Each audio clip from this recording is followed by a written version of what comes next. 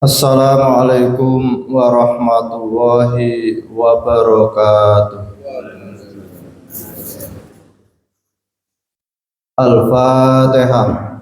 A'udzu billahi minasy syaithanir rajim. Bismillahirrahmanirrahim.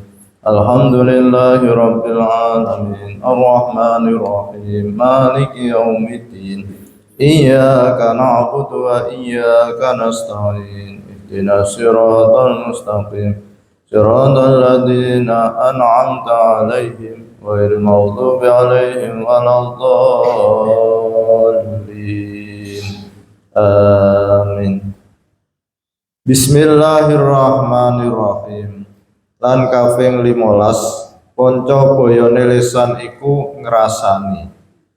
Lan teman-teman wis ngenas Allah Subhanahu wa taala ing dalam Al-Qur'anul Karim setuhune ngrasani iku kaya sasat mangan daginge wong kang den rasani daging kang mentah.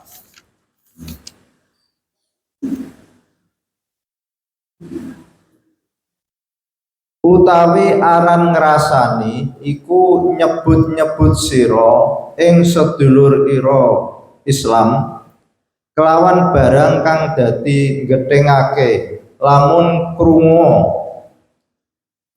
Padha uga nyebut-nyebut kelawan inone ing dalem badane atawa inone ing dalem tedhake atawa ing dalem kedadeane atawa ing dalam panggaweane atawa ing dalam pengucape atawa inone ing dalam agamane atawa ing dalam dunyane hingga nyebut-nyebutaken ing dalam inone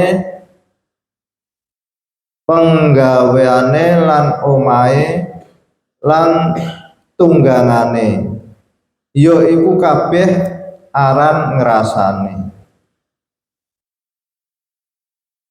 Lan sedune ngrasani iku ora tentu kelawan pengucap lisan. Balik endi-endi ingkang aweh weruh kelawan ngino-ngino ya iku ngrasani. Kaya layang atawa isyarah utawa jiwit mongko iku kabeh ya haram.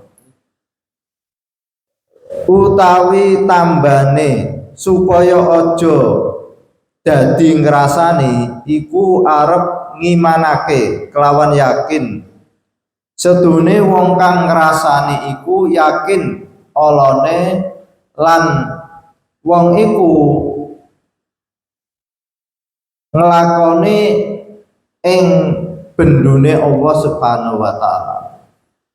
Lan setuhune amale soleh wong kang ngrasani iku yekti den alap maring wong kang den rasani. Lamun ora duwe amal soleh mongko olone wong kang den rasani iku den tibake maring wong kang ngrasani kaya barang kang wis kasebut ing dalem pira-pira hadise Kanjeng Nabi sallallahu alaihi wasallam. Lan arah iku akon setengahe para ulama saking wong kang ngrasani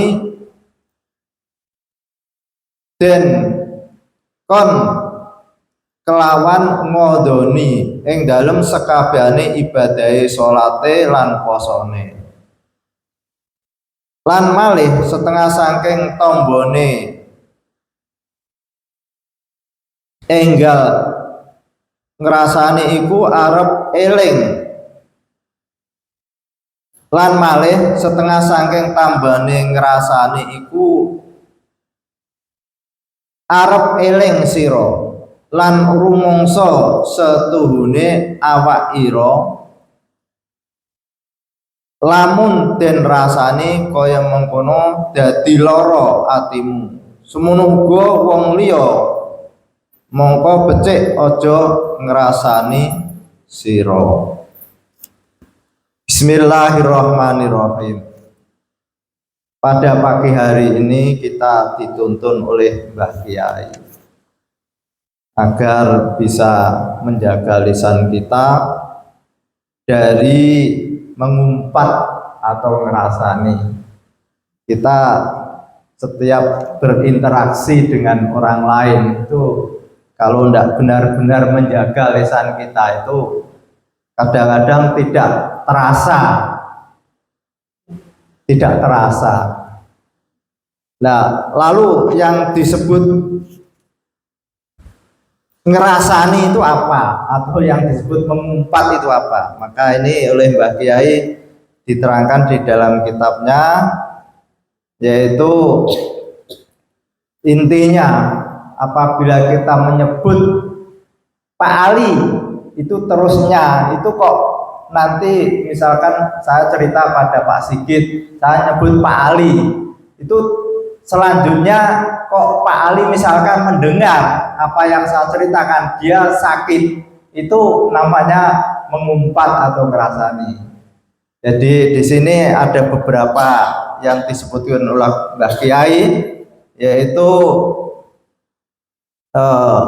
nyebut-nyebutaken kelawan inone ing dalam badane misalkan saya cerita Pak Ali itu loh yang hitam seperti negro.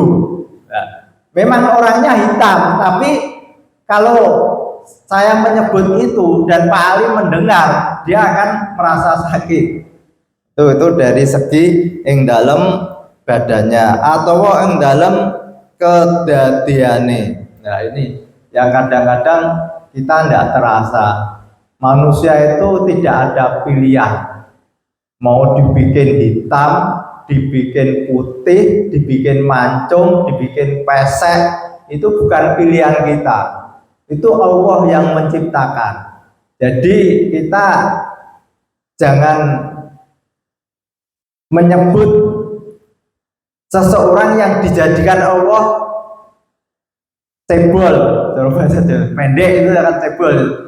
Itu kan bukan pilihan dia. Misalnya Pak Ali cebol, padahal Pak Ali tidak memilih cebol, mesti milihnya yang standar.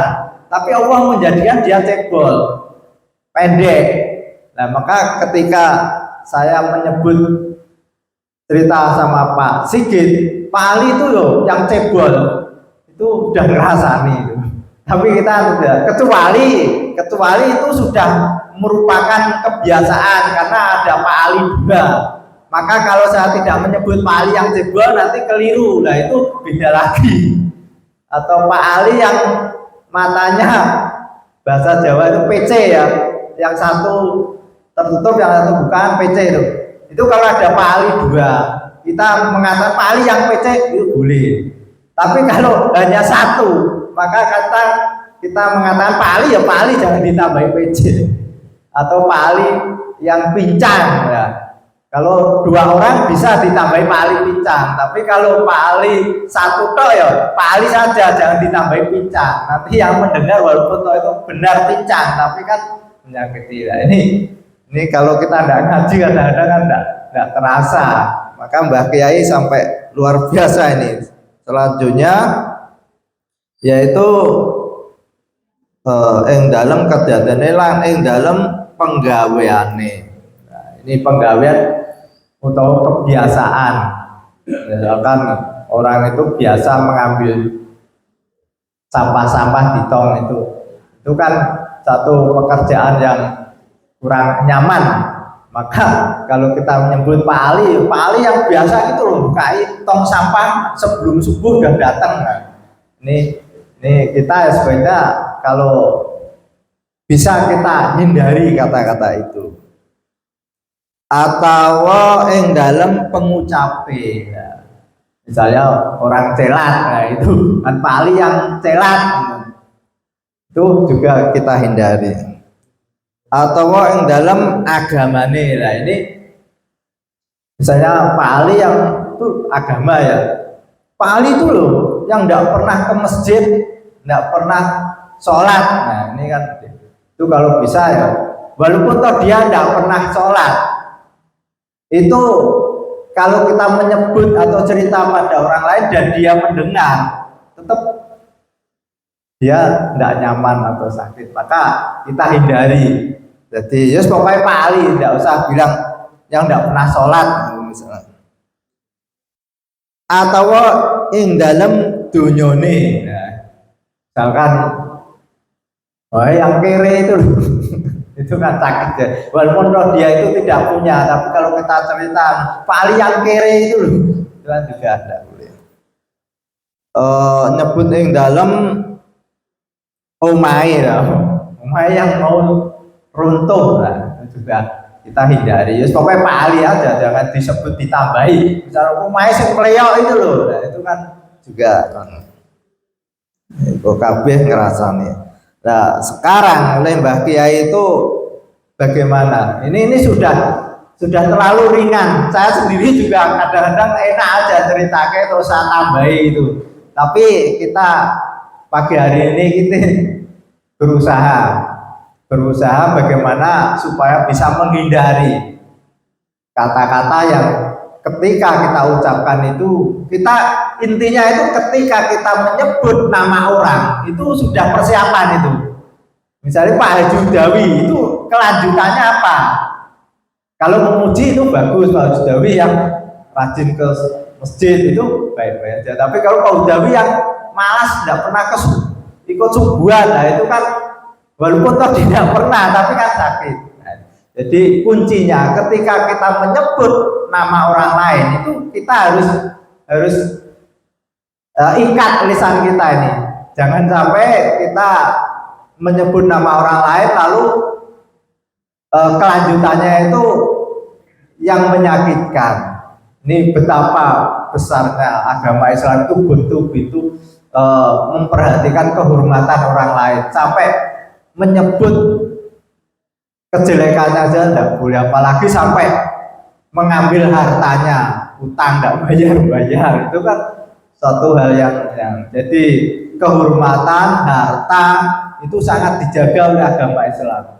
Kita tidak boleh menghina orang terus mengambil harta orang lain, apalagi darahnya, membacok, lebih-lebih membunuh, itu luar biasa. Itu Islam itu menjaga darah, lalu harta dan kehormatan. Ini sangat diperhatikan oleh agama kita. Lalu obatnya agar kita itu tidak terlalu enteng menyebut sesuatu yang menyakitkan orang lain. Di sini tadi disebutkan bahwa kita harus punya keyakinan bahwa apa yang kita lakukan yang namanya ngerasani atau mengumpat itu jelas dilarang oleh Allah di dalam Al-Quran. Kita tidak diperbolehkan, itu yang pertama. Yang kedua, itu amal kebaikan kita itu pasti akan kepada orang yang kita rasani, sehingga nanti besok di akhirat itu bisa jadi ada orang yang datang membawa